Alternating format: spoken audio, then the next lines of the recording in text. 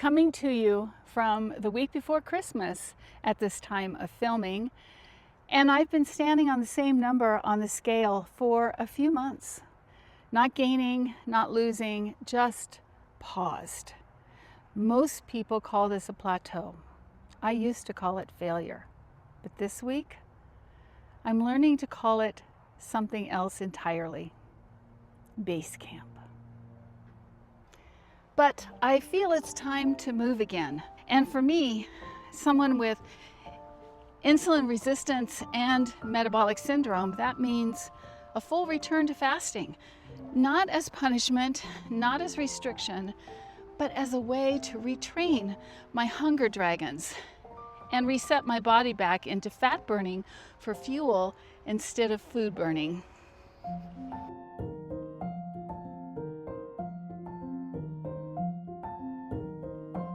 Grimly's been very active in this week's vlog. Scene stealing, going full Grinch. You'll see the evidence later.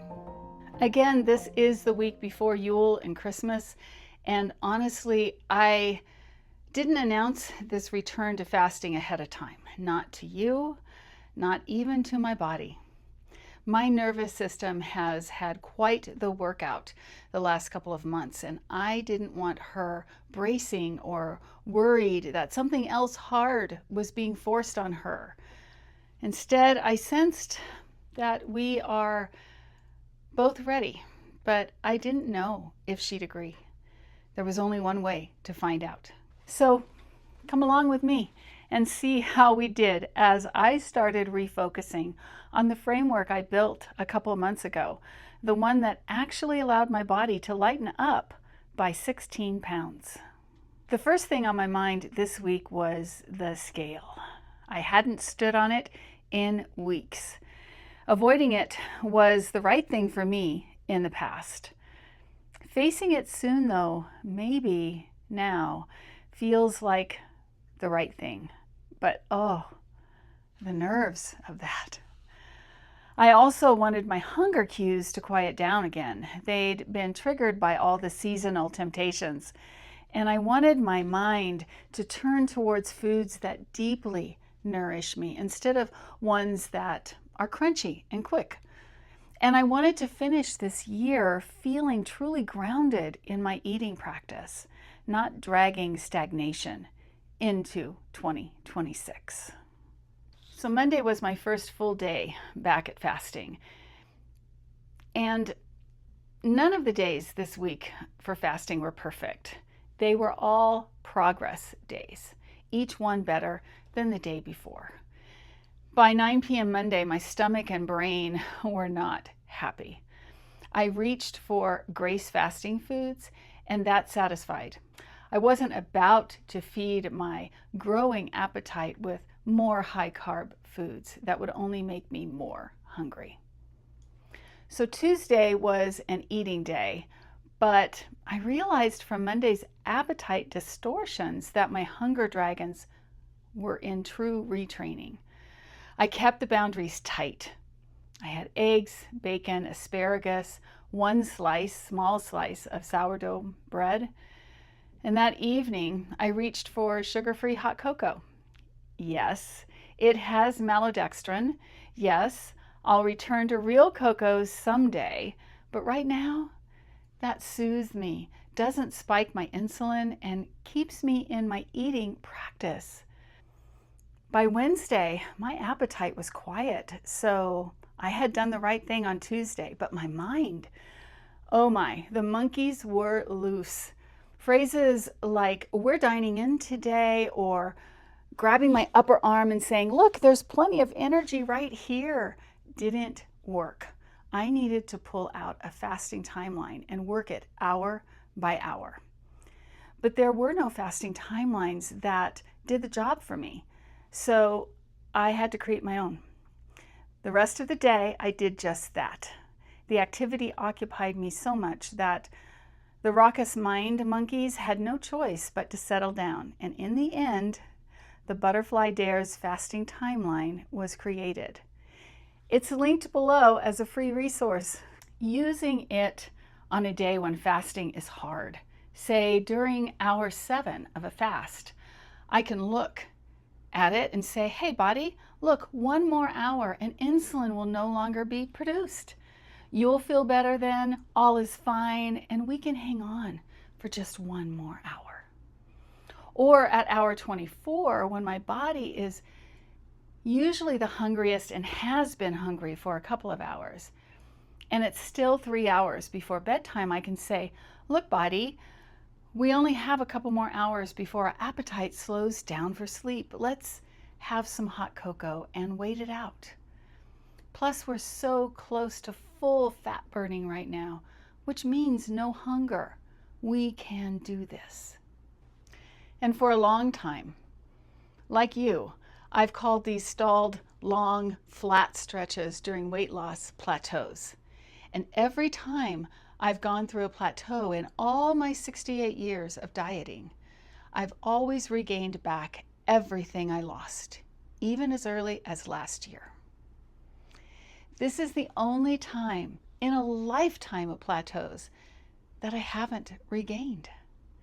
So now every time I use that word, plateau, it feels heavy, sticky, like something gone wrong or about to go wrong. And this is when Butterfly Dares swoops in to gently help me. What if, she says, you're a mountain climber instead of a weight loser? What if this was more of a base camp than a plateau? Butterfly was challenging me to rethink my identity. Perhaps too much was being invested in how much excess weight I lost and how quickly. Could I instead see myself differently? This fits. Base camp is not where the climb ends. It's where climbers restore. It's where they tend to their oxygen, where they protect their energy. And it fits. All of this is in the well-being wing of my eating practice. Instead of a plateau, this time, the butterfly offered me a new term, base camp. A place to land during a steep descent, to stabilize, to breathe, to protect the people I love and the body I'm beginning to enjoy again. By Saturday morning, I was ready. I hadn't weighed in weeks and my clothes had been my guide. But now I needed to know, had base camp held me or had I drifted? So here's a quick look at where I came from to this point. You can see how long I bounced around. Mid-October through mid-December. Now, the long-awaited, for me especially, results of this week's work, seeing if my body is ready to get back to the descent.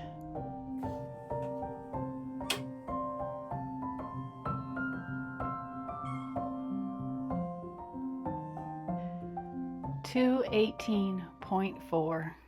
I haven't seen that number in a while. Wow. That's 2 pounds for this week.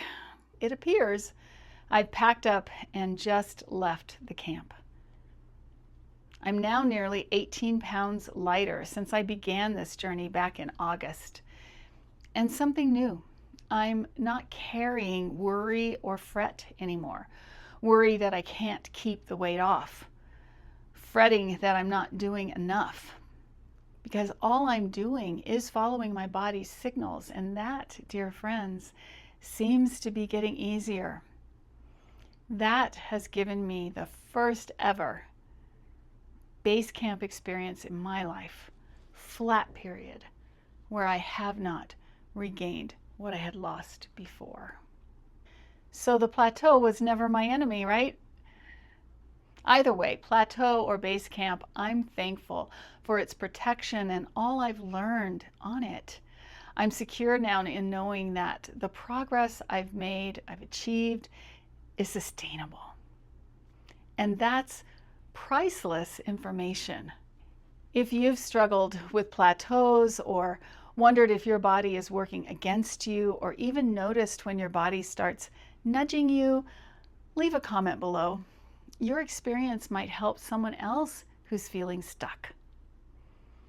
and grab the fasting timeline. It's a valuable hour by hour guide, whether or not you fast, because it shows exactly how amazing our bodies really are, how they truly work in our favor when given half a chance. This vlog drops 2 days before New Year's, and as we head into it, my wish for you is that you feel more and more at home in your body, more trusting of yourself, and more patient with the process, whatever that looks like for you. I'm really glad you're here, and I'll see you next year.